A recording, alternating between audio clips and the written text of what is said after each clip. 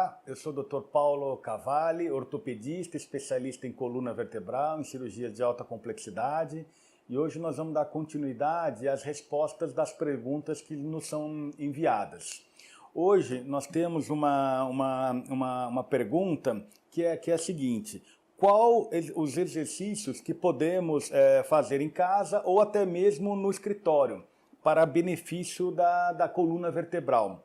Então essa é uma questão, uma pergunta bastante útil no sentido que essa prática ela deve realmente ser executada, ou seja na empresa, no escritório, no trabalho ou em casa.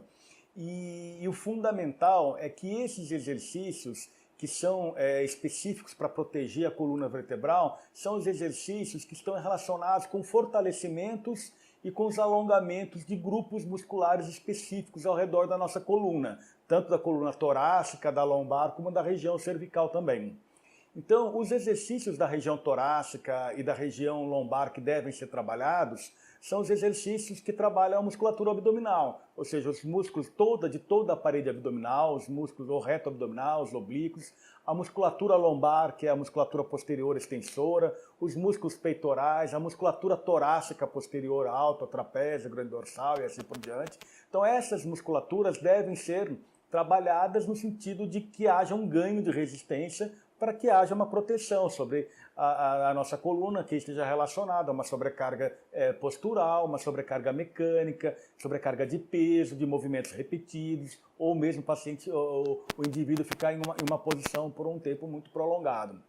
Para a coluna cervical, o importante é que os melhores exercícios de fortalecimento são os exercícios isométricos, dos músculos flexores, dos extensores, os rotadores, os de lateralizações. Esses fortalecimentos devem ser realizados de uma maneira isométrica, porque ele dá resistência para a região do pescoço, para a região cervical, e ao mesmo tempo não sobrecarrega os discos intervertebrais.